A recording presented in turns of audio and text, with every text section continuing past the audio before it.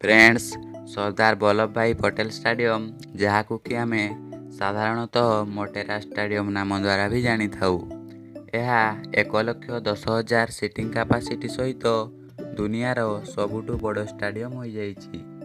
Actually Gujarat ରାଜ୍ୟର ଅହମ୍ମଦାବାଦ ଜିଲ୍ଲାର ମୋଟେରା ନାମକ ଜାଗାରେ ଅବସ୍ଥିତ ଏହି କ୍ରିକେଟ ଷ୍ଟାଡିୟମର ଉଦ୍ଘାଟନ ରିସେଣ୍ଟ କିଛି ଦିନ ପୂର୍ବରୁ ଭାରତ ଭ୍ରମଣରେ ଆସିଥିବା ଆମେରିକାର ରାଷ୍ଟ୍ରପତି ଡୋନାଲ୍ଡ ଟ୍ରମ୍ପ କରିଥିଲେ ଏବଂ ସେହି ଦିନଠାରୁ ଏହି ଷ୍ଟାଡିୟମର ଚର୍ଚ୍ଚା ପୁରା ଦୁନିଆରେ ହେବାକୁ ଲାଗିଲା।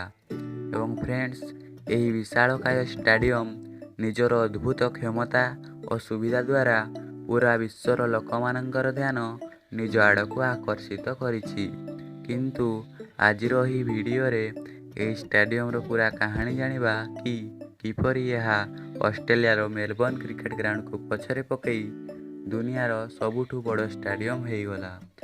ନମସ୍କାର ବନ୍ଧୁଗଣ, ମୁଁ ଦଶରଥ। ଆପଣମାନେ ଦେଖୁଛନ୍ତି କିଛି ଜଣା ଆଉ କିଛି ଅଜଣା। ଭିଡ଼ିଓଟିକୁ ଦେଖିବା ସହିତ ରେଡ୍ ବଟନ୍ଟିକୁ କ୍ଲିକ୍ କରି ଆମ ଚ୍ୟାନେଲଟିକୁ ସବସ୍କ୍ରାଇବ୍ ଓ ନୋଟିଫିକେସନ୍ ବେଲ୍କୁ ଅଲ୍ କରିଦିଅନ୍ତୁ। ତ ଫ୍ରେଣ୍ଡସ୍, ଏମିତିରେ ତ ସରଦାର ବଲ୍ଲଭ ଭାଇ ପଟେଲ ଷ୍ଟାଡିୟମକୁ ନିର୍ମାଣ କରିବାର ଆରମ୍ଭ 1982ରେ କରାଯାଇଥିଲା, ଯେତେବେଳେ ଗୁଜରାଟ ସରକାର ସେହି ସମୟରେ ସାବରମତୀ ନଦୀ କୂଳରେ 100 ଏକର ଜାଗା ଏହି ଷ୍ଟାଡିୟମ ପାଇଁ ଦାନ କରିଥିଲେ।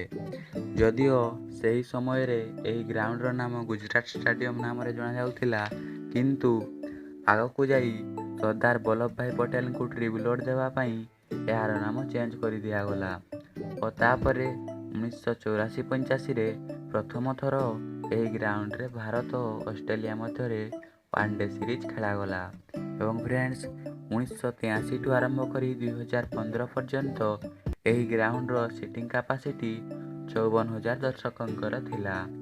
ଯଦିଓ ଏହା ସେହି ସମୟରେ ମଧ୍ୟ ବଡ଼ କ୍ରିକେଟ ଗ୍ରାଉଣ୍ଡମାନଙ୍କ ମଧ୍ୟରୁ ଗୋଟିଏ ଥିଲା, କିନ୍ତୁ ଅକ୍ଟୋବର 2015ରେ ଏହାକୁ ଭାଙ୍ଗି ପୁଣି ଥରେ ତିଆରି କରିବା ପାଇଁ ଆଦେଶ ଦେଇ ଦିଆଗଲା, ଯାହା ପରଠାରୁ ଏହାର ନୂଆ ଡିଜାଇନ ଓ କନଷ୍ଟ୍ରକ୍ସନ ପାଇଁ ଭଲ କମ୍ପାନୀମାନଙ୍କୁ ଖୋଜାଗଲା ଓ ଶେଷରେ ଗ୍ରାଉଣ୍ଡର ଡିଜାଇନର କାମ ଆର୍କିଟେକ୍ଚର୍ସ ଫର୍ମ ପପୁଲସକୁ ଦେଇ ଦିଆଗଲା, ଯିଏକି ସେହି ସମୟ ପର୍ଯ୍ୟନ୍ତ ସବୁଠୁ ବଡ଼ କ୍ରିକେଟ ଷ୍ଟାଡିୟମ ମେଲବର୍ଣ୍ଣ କ୍ରିକେଟ ଗ୍ରାଉଣ୍ଡକୁ ବି ଡିଜାଇନ କରିଥିଲେ।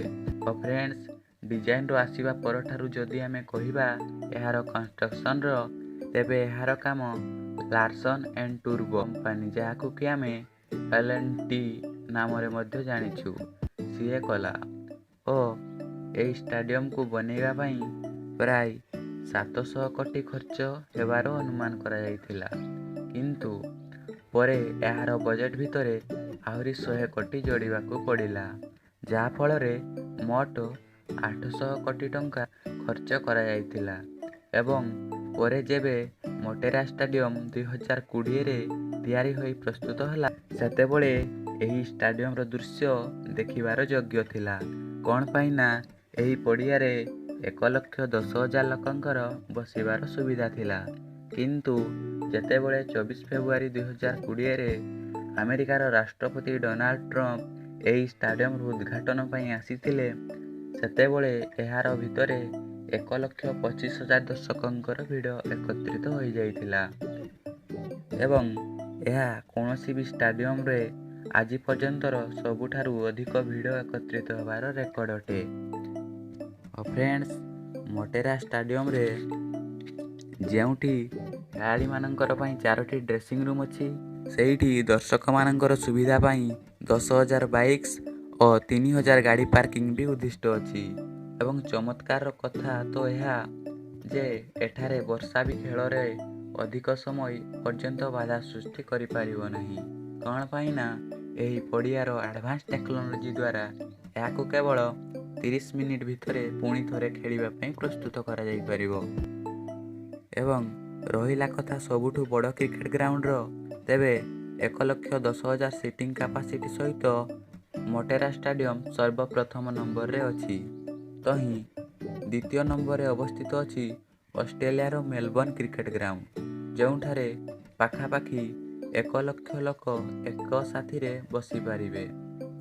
ଏହା ସହିତ ତୃତୀୟ ନମ୍ବରରେ ହୋଇଯାଇଛି କୋଲକାତାର ଇଡେନ୍ ଗାର୍ଡେନ୍, ଯେଉଁଠାରେ 80,000 ଲୋକ ଏକା ସହିତ ମ୍ୟାଚ୍ର ମଜା ନେଇପାରିବେ। ଏବଂ ଫ୍ରେଣ୍ଡସ୍, ସର୍ଦ୍ଦାର ବଲ୍ଲଭଭାଇ ପଟେଲ ଷ୍ଟାଡିୟମ୍ ବହୁତ ଗୁଡ଼ାଏ ମହତ୍ତ୍ୱପୂର୍ଣ୍ଣ ଇତିହାସ ସହିତ ମଧ୍ୟ ଜଡ଼ିତ ହୋଇଛି। ଯେମିତିକି କ୍ରିକେଟର ଲିଗାଣ୍ଡ କୁହାଯାଉଥିବା ସୁନୀଲ ଗାଭାସ୍କର ଟେଷ୍ଟ କ୍ରିକେଟ ମ୍ୟାଚ୍ରେ ନିଜର 10,000 ରନ୍ ଏହି ଗ୍ରାଉଣ୍ଡରେ ପୁରା କରିଥିଲେ। ଏହା ସହିତ 1999ରେ ସଚିନ ତେନ୍ଦୁଲକର ନିଜର ପ୍ରଥମ ଡବଲ ସେଞ୍ଚୁରୀ ମଧ୍ୟ ନ୍ୟୁଜିଲାଣ୍ଡ ବିପକ୍ଷରେ ଖେଳି ଏହି ଗ୍ରାଉଣ୍ଡରେ ହିଁ ମାରିଥିଲେ। ଏହାଛଡ଼ା ଭାରତ ମଧ୍ୟରେ ପସନ୍ଦ କରାଯାଇଥିବା ସାଉଥ ଆଫ୍ରିକାର ଖେଳାଳି ଏ.ବି. ଡିଭିଲିୟର୍ସ ମଧ୍ୟ 2008ରେ ନିଜର ଡବଲ ସେଞ୍ଚୁରୀ ଏହି ଗ୍ରାଉଣ୍ଡରେ ପୁରା କରିଥିଲେ। ଏବଂ ଫ୍ରେଣ୍ଡସ୍, ଏହିଭଳି ଭାବେ ଆହୁରି ମଧ୍ୟ ବହୁତ ଗୁଡ଼ାଏ ରେକର୍ଡ ଅଛି ଯାହାକୁ କି ଏହି ଗ୍ରାଉଣ୍ଡ ସହିତ ଯୋଡ଼ି ମନେ କରାଯାଏ। ଫ୍ରେଣ୍ଡସ୍, ତଥାପି ମୁଁ ଶେଷରେ ଏହା କହିବାକୁ ଚାହିଁବି, ସବୁଠାରୁ ବଡ଼ ଷ୍ଟାଡିୟମର ମୁକୁଟ ଭାରତର ମସ୍ତକରେ ହେବା ଆମ ସମସ୍ତଙ୍କ ପାଇଁ ଗର୍ବର ବିଷୟ। ଆଶା କରୁଛି କି ମୋଟେରା ଷ୍ଟାଡିୟମର ଏହି ସୂଚନା ଆପଣମାନଙ୍କୁ ନିଶ୍ଚିତ ପସନ୍ଦ ଆସିଥିବ। ଯଦି ଭିଡ଼ିଓଟି ଭଲ ଲାଗିଲା ତେବେ ଲାଇକ୍ କରନ୍ତୁ ଏବଂ ସାଙ୍ଗମାନଙ୍କ ସହିତ ସେୟାର କରନ୍ତୁ। ଆପଣ ବହୁମୂଲ୍ୟ ସମୟ ଦେଇଥିବାରୁ ବହୁତ ବହୁତ ଧନ୍ୟବାଦ।